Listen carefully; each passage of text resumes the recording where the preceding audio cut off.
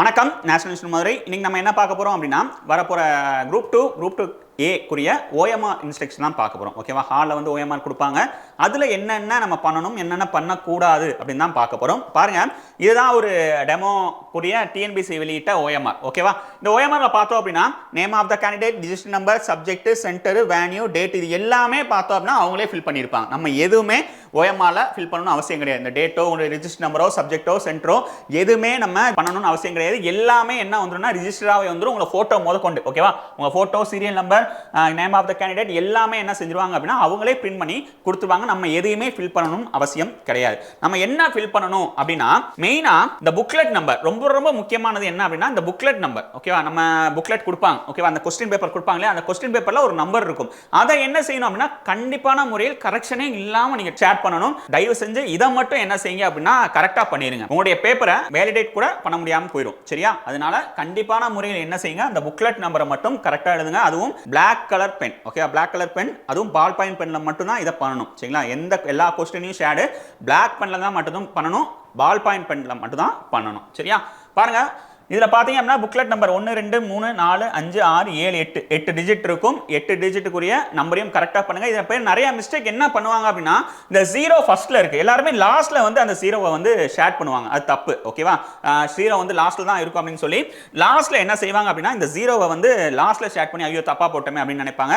0 எப்பவுமே ஃபர்ஸ்ட்ல தான் இருக்கும். தயவு செஞ்சு இந்த புக்லெட் நம்பரை மட்டும் என்ன செய்யுங்க அப்படின்னா கரெக்ட் பண்ணுங்க. ஓகேவா? கரெக்டா ஃபில் பண்ணுங்க, பொறுமையா ஃபில் பண்ணுங்க. ஏன்னா உங்களுக்கு வந்து டைம் இருக்கு. ஓகேவா? கண்டிப்பான முறையில் டைம் இருக்கு. ஏன்னா உங்களுக்கு அரை மணி நேரம் முன்னாடி கொடுத்துறாங்க. 9ல இருந்து 9 வரைக்கும் டைம் கொடுத்துறாங்க. இங்கிட்டு பாத்தீங்க அப்படின்னா ஒரு 1/4 மணி நேரம் வரை டைம் இருக்கு. 3/4 மணி நேரம் என்ன செய்யறாங்க அப்படின்னா இதை செக் பண்றதுக்கே கொடுக்குறாங்க. ஓகே, நீங்க கரெக்டா ஓஎம்ஆர் கரெக்டா, புக்லெட் கரெக்டா, ஓஎம்ஆர்ல கரெக்டா ஃபில் பண்ணிருக்கீங்களா அப்படின்னு 3/4 மணி நேரம் அதுக்கு மட்டுமே கொடுக்குறாங்க. அதனால பொறுமையா ஃபில் பண்ணுங்க, புக்லெட் நம்பரை ஃபில் பண்ணுங்க. சரியா? அதுல பிரசன்ட் இருக்கும், ஃப்ரீயா ஷேர் பண்ணிக்கோங்க. அதே மாதிரி இந்த பேயும் ஷேர் பண்ணிக்கோங்க. ஓகேவா? அதுக்கடுத்து நம்ம இதுல என்ன ஃபில் பண்ண போறோம் அப்படின்னு பாத்தீங்கன்னா எக்ஸாம் முடிஞ்சதுக்கு அப்புறம். ஓகேவா? எக்ஸாம் முடிஞ்சதுக்கு அப்புறம் என்ன செய்ய போறோம் அப்படின்னா இந்த ஏ இருக்கு இல்லையா, டோட்டலா இங்க ஏ எவ்வளவு கவுண்டிங் இருக்கோ பாருங்க. இந்த டோட்டலா இருக்கிற ஏவை என்ன செய்ய போறோம்னா இங்க ஃபில் பண்ணுவோம். ஓகேவா? Total A, total B, total C, total D, இந்த இருக்கிறதுல மட்டும், இந்த ஏரியால இருக்கிறது மட்டும் ABCDE அப்படின்னு டோட்டலா ஒவ்வொன்றா கவுண்ட் பண்ணி போடுவோம். இதே மாதிரி இந்த 3 ரோக்குமே. சரிங்களா? இதே மாதிரி இந்த 3 ரோக்குமே என்ன செய்வோம் அப்படின்னா கவுண்ட் பண்ணி போடுவோம். ஒருவேளை நீங்க இ ஆப்ஷன் எதுவுமே ஷேட் பண்ணல அப்படின்னா 0 போடணும். ஓகேவா? 0 போடாம விட்டுறக்கூடாது. ஓகேவா? பிளாங்கா விட்டுறக்கூடாது.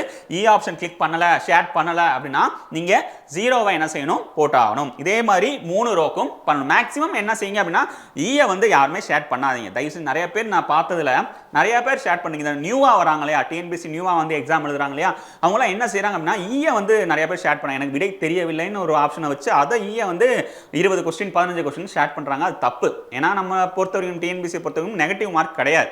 அதனால நீங்க தாராளமா ஏதாச்சும் ஒரு ஆப்ஷன் கிளிக் பண்ணலாம். ஈயை தயவு செஞ்சு கிளிக் பண்ணாதீங்க. ஓகேவா? ஷேர் பண்ணாதீங்க. ஓகேவா?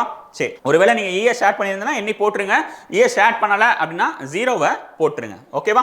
சரி, வேற என்ன அப்படின்னு பார்த்தோம்னா எக்ஸாம் முடிஞ்சதுக்கு அப்புறம் உங்களுடைய இடது கை பெருவிரல் ரேகை என்ன செய்யணும், இங்க வைக்கணும். ஓகேவா? எக்ஸாம் ஹால்ல என்ன செய்வாங்க அப்படின்னா அந்த இங்க் பட வச்சிருப்பாங்க.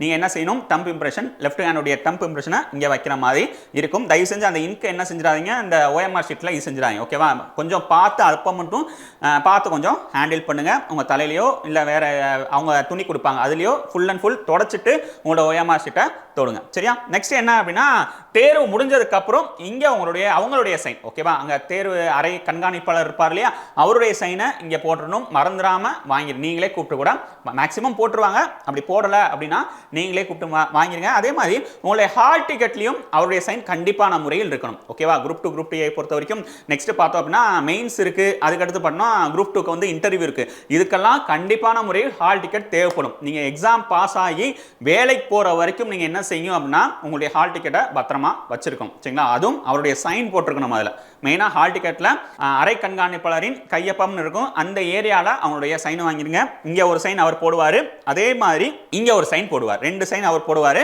தேர்வரின் கையொப்பம் அப்படின்னு உங்களுடைய சைனை இங்க போடுற மாதிரி இருக்கும். சரிங்களா? தேர்வரின் கையொப்பம் அப்படின்னு இங்க போடுற மாதிரி இருக்கும்.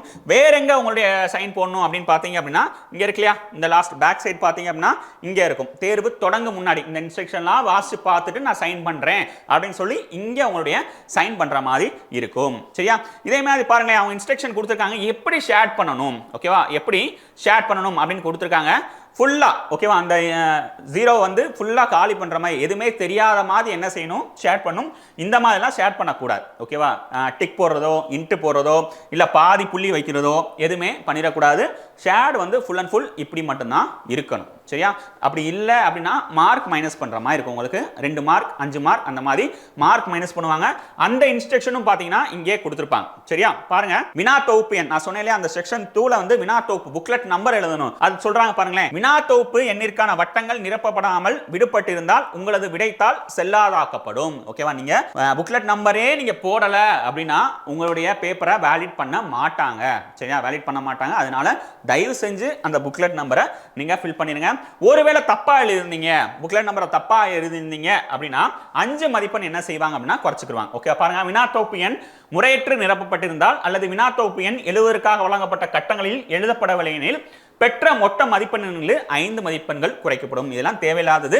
நம்ம என்ன செய்வோம் அப்படின்னா ஃபுல்லாமே நம்ம ஷேர் பண்ணிடலாம் ஓகே. ஃபுல்லாக ஷேர் பண்ணிடலாம்.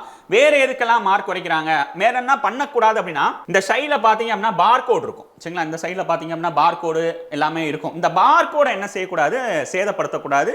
இந்த ஏரியாவில் எந்தவித பென்லேயோ இல்லை பென்சில்லையோ எந்தவித குறியீடும் நீங்கள் போடக்கூடாது. அப்படி போட்டீங்க அப்படின்னா கண்டிப்பான உங்கள் பேப்பரை என்ன செய்ய மாட்டாங்க வேலிடேட் பண்ண மாட்டாங்க சரியா. நீங்கள் ஸ்டாரோ ஏதோ ஒன்று இல்லை சம்ம செஞ்சு பார்க்குறீங்க அப்படின்னு சொல்லி இந்த சைட்லாம் இடம் இருக்கும். தயவுசெய்து நான் சம் செஞ்சு பார்க்குறேன் இல்லை சும்மா எழுதி பார்க்குறேன் அப்படின்னா இங்கிட்டலாம் எழுதி பார்த்துறாதீங்க. எழுதி பார்த்தீங்க அப்படின்னா கண்டிப்பாக உங்கள் பேப்பரை என்ன செய்ய மாட்டாங்க வேலிட் பண்ண மாட்டாங்க சரிங்களா. கரெக்டாக ஷேர் பண்ணுங்கள்.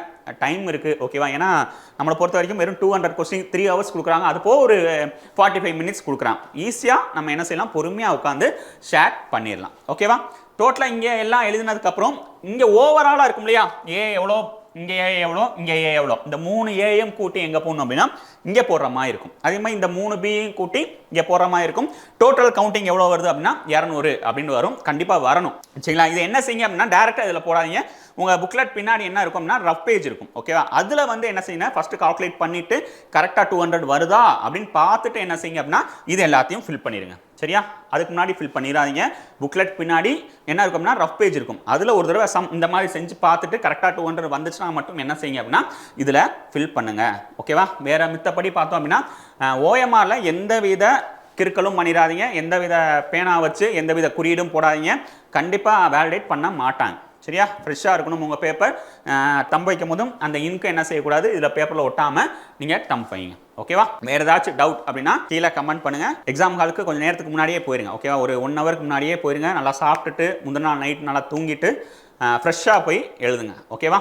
குரூப் 2 A எக்ஸாம் எல்லாருமே நல்லா பண்ணுங்கள். All the best. எல்லாரும் அரசு அதிகாரியாக வாழ்த்துக்கள். தேங்க்யூ.